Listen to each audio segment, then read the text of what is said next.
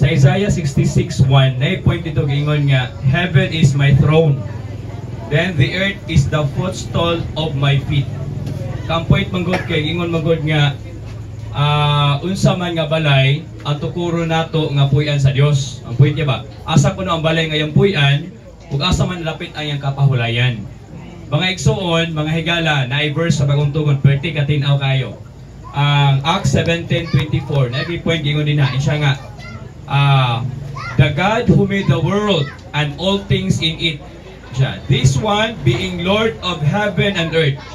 Siya nga, does not dwell in temple made with hands. So, salamat sa Ginoo, mga higala, mga igsoon, bisan ani nga punto makita nato nga ang puy-anan di sa Dios dili ditong butang nga binuhat sa kamot. Unsa man day puy-anan sa Dios, Brad? Ay higala, mga igsoon, ang Efeso 2:22 nagsulti, tinaw kayo siya nga, the dwelling place of God is the Spirit. Ang pulianan sa Dios mao ang atong espiritu. Mo bito na gisulti kanina, ang tao doon na siya ay tulo ka bahin. Doon na siya ay lawas, doon ay kalag, doon na po siya ay espiritu.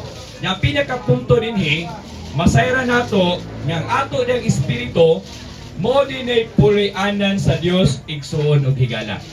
Unsa to mga higala, mga igsoon? Dili mo puyo ang Dios sa tanang butang nga binuhat sa kamot. Ang puy-anan sa Dios, ang tao di ay nga dunay tawhanon nga espiritu. Munang sa gisulti sa tuig igsoon ganina, ang aton Dios miagi siya og kahikayan. Yang lugwa sa iyang kahikayan, nahimo siyang espiritu nga muhatag og kinabuhi. Kung sa higala igsoon, ang ihatag sa Ginoo espiritong taghatag og kinabuhi. Since nga nahimo naman siya espiritu naman siya. Ya doon na putay tawhanon ng espiritu. Pagtuon nato niya, praise the Lord, amen. Padawat nato ning espiritong taghatag og kinabuhi. So ani nga time, natuman na ang tinguha sa Dios. Kung sa tinguha niya, mahimo siyang sulod sa tao. Asa lapit sa ato ang tawhanon nga espiritu. Muna kita nga tao, dila na ito sa diagram, basta kita nga tao, doon na tayo tulo kabahin. So sa tayo pinaka-importante ani, makita na to, masayra na to, nga ang tao doon na siya ay tawhanon nga espiritu. Higala igsuon, kini atong tawhan nga espiritu, di ini pwede sudlag pagkaon ng ilimnon. Kumukaon kag moinom, siyempre musulod sa itong physical nga lawas, di ba? Amin mga higala, mga igsuon. Ang espiritu nato di kasudlag pagkaon o ilimnon. Di po di kasudlag kahibalo. Ang espiritu nato igsug higala, ang musulod ani something pod nga espirituhanon. Something of das iya pod sa espiritu. Muna nga pasalamat as Ginoo, higala igsuon nga doon natay tawhanon nga espiritu. Kung imong tanawon ba sa kabuhatan sa Dios, kung atong bitaw ninahon nato, ang tao mo ay pinaka-espesyal nga gibuhat sa Dios. Nga naman, kay ang tao ra dunay tawhanon nga espiritu. Gituyo gini, purposely gini niya gibuhat sa Dios. Kay nga naman, na verse sa paguntugon sa John 1:4, in siya, in Him was life. Amen. Kung sa mga higala, mga igsuon, naaniya ang kinabuhi. Gawas niya, di na nato makaplagan pa ang kinabuhi. Diya karon, adisir niya gisulti mga higala sa John 10:10 na pamagingon niya din na, I have come that they may have life. Miani siya para makabaton taog kinabuhi. Sa wa pa niya ni gisulti higalang igsuon. Gibuhat na tayo sa Genesis chapter 1, chapter 2, basahon ni mo na basahon na. Gibuhat, giprovide na tanan sa Dios. Adisir siya sa pag-ungtog o bisulti na aniya ang kinabuhi. Ay Brad, unsa man ini akong tawhanon nga kinabuhi? Mga igsuon, mga higala, ang atong tawhan nga kinabuhi limitado, dili mulungtad hangtod sa hangtod, dili. Wa pasabot ang kinabuhi nato nga tawhanon, doon na gid siya katapusan. Amin mga higala, mga igsuon. Muuyon ba mo nga ang atong tawhanon nga kinabuhi doon na siya kinutuban? Doon na siya katapusan? Naay verse Romans 6:23, nagingon din na, for the wages of sin is death. Unsa mga higala mga igsoon? Ang bayad sa sala mao ang kamatayon. Ay Brad. Karon pangutana ta dinhi mga igsoon mga higala sa kalingaw mo kung sa himo niya. Mangutana mi ninyo kinsa man dinhi nga wala dunay gyud kaisog moingon nga ako Brad wa gid ko yamoy sala. Daba dinhi makaingon nga wala yamoy sala. Diri sulod daba dinhi makaingon nga wala yamoy sala. Sa gawas mga higala, mga igsoon, dabay makaingon nga wa ko yamoy sala. Kita gin tanan duna gitay sala. Nya karon kay duna man tay sala unsa may resulta? Ang bayad sa sala unsa gani? Kamatayon. Munang sa verse dinhi nga gi-mention kining John 11:25. Kining ni ba? I am the resurrection and the life. He who believes into me. So niya, whoever believes in me, even if he dies, will live. Ang punto din akong kuha nga point na kining kalabot aning die sa kining mamatay ba. Higala igsuon, kini atong physical nga lawas, dili og dili gid mo ni mapugngan. Amin mga higala mga igsuon. Ani atong lawas ba? Mabitoy sure sa to igsuon nga antaw kinabuhistaw, mataw, humagmataw, matigulang. Humagmatigulang ka, magsakit, dayon mamatay. Super upat ano? Uban gani, di na maagi o pagsakit. Uban, mataw, di paghuman. Matigulang, wami agi sakit. Pagtingalan ka kay pagkabuntag, wala ka mata.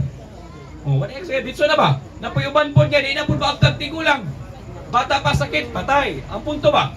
Ang atong tawhanon nga kinabuhi, ang pisikal na to nga lawas, higala o igsuon, dili o dili nimo ni mapugngan. Bisan pag-unsa ka kwartahan aning kalibutan na. Bisan pag-unsa kadako ng imong bangko, kwarta sa bangko. Pag moabot na kanimo ning tawhanon nga kamatayon, Brad, di gid ka og dili gid ka kabalibad. Mao ni punto ba nga di ka kaingon nga busy kay ko aysa? No. Pag moabot si Mr. Kamatayan og time na gid mo, di gid ka kabalibad. Amin mga higala mga igsuon. Pero kana may nindot gud. Kay bisag pamatay ka, naigingon dinhi, you will live. Mabuhi ka igsuon ng higala. Naibasahon sa Juan, Kapitulo 5, nag-mention nito, an hour is coming, sa verse 26 ba na, chapter 5, yun siya nga, an hour is coming that the dead will hear. Ang mga patay, makadungog daw. Ang ipasabot ang higalag igsuon, dili ini physical nga patay na kay di naman ning niabad. Mga igsoon dili na ni patay ug nanaon nato bitaw nga ang patay maluwas dili na. No, wala na yamo. Wa na kaluwasan pag antaw mamatay na. Kay katong gisulti lang no, na-stop on to sulti ba to ganina? Mark 16:16 ang giingon. Ang mutuo og magpabautismo maluwas. Pangutana higalag igsuon. Dabay pagtuo ng patay na. Dabay pagbati na wa naman ay kinabuhi, di ba? Ya ang gigon gyud kay ang mutuo. Ya karon. Og di ta mutuos Ginoo, bot pasabot, di nato mabatunan ang kaluwasan.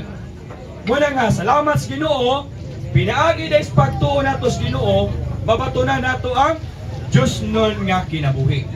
Biya ra ba higalag igsuon ang basahon sa Roma Kapitulo 10 verse 14 to 17. Nagiingon niya, ang pagtuo muabot pinaagis pagkadungog sa pulong. Muna nga, salamat sa Ginoo, ining kagabion, doon naman tayo pulong nga nadunggan, naglaom tayo ng atong kasing-kasing bukas, o badinawaton tas pulong sa Ginoo. Kaya kung bukas tayo iksog higala, praise the Lord. Muabot na to ang pagtuo, then pag muabot na to ang pagtuo, madawat na to ang Diyos nun nga kinabuhi. Higala igsuon, pwede ba mo namong hangyoon? Manindog ta, manawag tas ngalas Ginoo. Akong balikon nga doon natay pagtuo sulod sa atong kasing-kasing. Apil sa sulod og sa gawas sigon sa maabtan sa tingog aning amay. Atong hangyon ang tanan, manawag tas ngalas Ginoo. Ina, oh Ginoong Hesus. Sa katulo lang ang tudungan ng tanan. Amen. Oh Ginoong Hesus. Oh Ginoong Hesus. Oh Ginoong Hesus. Hallelujah. Pwede tamong lingkod mga higalag, mga igsuon.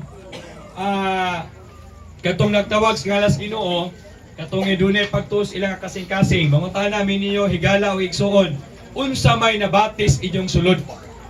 Wa ba mo dabati ba ninyo nga duna mo'y kahupay, duna ba'y kalipay, duna ba'y naglig-on, nahimo ba mong comfort mo. Karabang na ay gaan sa atong pamati ang pagtawag sa ngalan sa Ginoo. Nang kami naglaomi nga sa pagpanguli nato, matulog man ta, before matulog, nagawag mi nga alisir matulog, mutawag sa ngalan sa Ginoo. Di lang kay basta nga nagtawag, inubanan pos pagtuo sulod sa atong kasing-kasing.